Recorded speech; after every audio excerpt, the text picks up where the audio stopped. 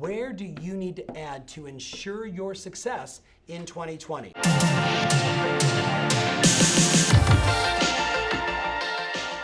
Welcome to the Tom Ferry Show. Last week, we were talking about setting goals, trying to find the motive for action. Today, I want to talk to you about one of the most important growth strategies that I've helped countless CEOs and tens of thousands of people just like you to build their business to grow into the next year. So let's talk about it. You've heard me mention before, maybe from past events or maybe even on the Tom Ferry Show, that I believe that every real estate professional, every entrepreneur, every loan officer I talk to, they basically are one of three little pigs. Now, I'm not calling you a pig, it's a metaphor. You know the story, the old fable about the mama pig who sends her, little baby pigs out on their way to go basically build their house and start their life. Well, what do we know? Each of those little pigs chose a different strategy to build their house, AKA their business. One little pig, being kind of lazy, built it out of hay. One took a little more time and built it out of wood or sticks. And the last one really took its time to build their house, their business, out of bricks. So metaphorically, if I asked you, looking at your business today, when you think about marketing, lead generation, systems, automation, technology, repeatable and scalable processes, you go away and the business does great while you're gone. Metaphorically, would you say that you built your business out of sticks, out of straw, or did you build it out of bricks? Well, obviously, the vast majority of people I talk to will say some bricks, some straw, some sticks. What we know is this. When we want to build a business that doesn't run our life, but we get to run, when we want to build a business that we can turn on and create the kind of revenue and lifestyle that we desire, it's all about bricks. So what I want to talk to you about are 7 different brick adding strategies. 7 different bricks that you could add to your business so you can grow and you can scale and make 2020 even better. Now, you're probably not going to do all 7. You're going to pick the 2 or 3 that are clearly where, if you will, the metaphorical leak in your dam is currently happening. So I want you to listen through the filter of which one do you need to add, or 2 or 3 do you need to add to make sure that 2020 truly is, not by a roll of the dice, but absolutely by your building and your design, your best year ever. So in order of importance, let's go through the list. The number one thing that I see to add is to add more lead sources. We know from all of our studies over the last decade and a half that agents and salespeople that are struggling have 1, 2, or 3 ways that they attract clients, and most of it is more reactive and less proactive. So, maybe they're relying upon their broker to give them relocation. They're hoping and praying that their database calls them. They're doing open houses, but they're not marketing it, so they're kind of in this hoping and praying strategy. Then we have people that have 4 to 6 sources of business, and these men and women have clearly said, look, I want to work my database. I'm going to buy some leads online. I'm going to be reactive, proactive with my database, with my geographic farms.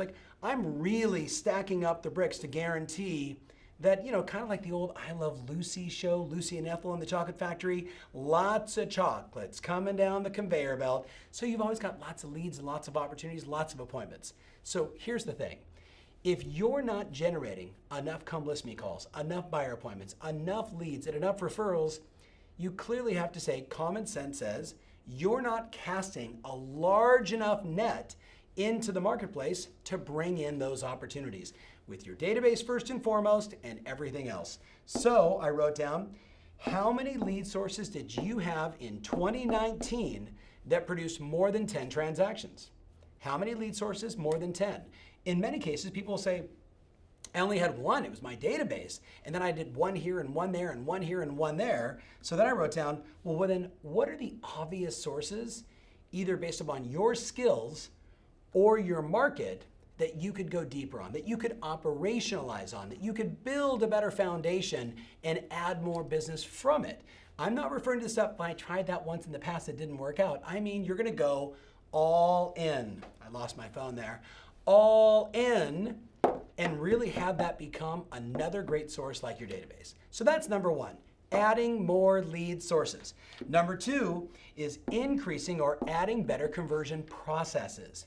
You know, it's interesting in my own company, we went through this example a couple of months ago where we had just generated so many leads that guess what? My sales team was able to cherry pick and only take the ones in their minds that were the best. Well, I've got a lot of problems with that on many different reasons. First and foremost, it makes your cost per lead go up, your acquisition costs go up when it should be lower.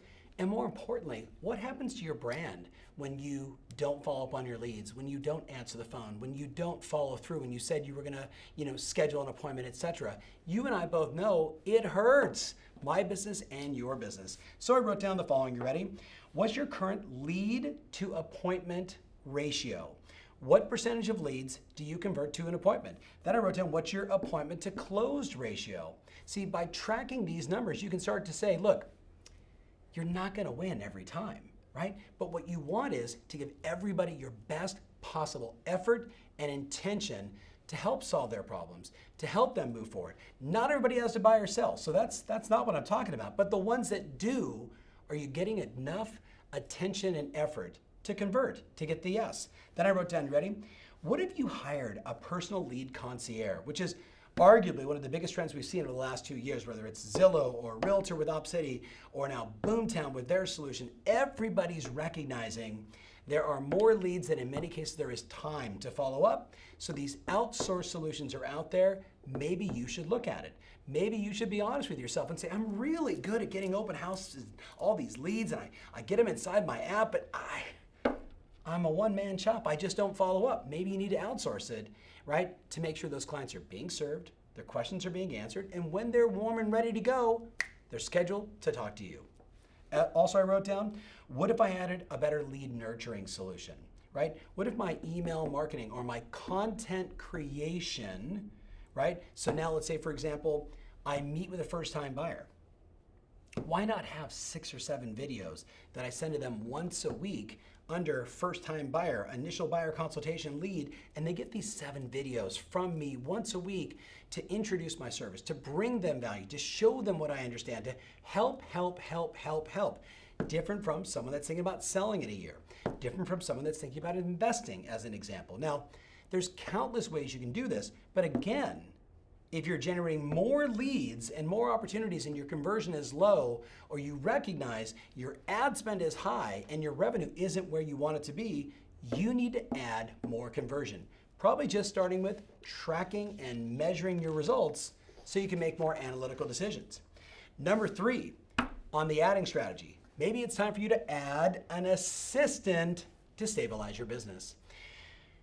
We know the moment you bite the bullet and you say, oh my gosh, okay, I'm ready. Even though this person's gonna cost me, in my mind, $40 or $60 or $80,000, whatever the number is in your marketplace, we hallucinate that we have to write the check up front. No, we're gonna pay it over time. It's gonna be once a month. It's probably gonna be a low base and probably a pop on every closed transaction you do, which is the very traditional method of doing it. Go to Indeed.com, look at real estate assistant in your marketplace, figure out the average compensation, and be at the average or above it, and you'll find more talent. But the bottom line is this.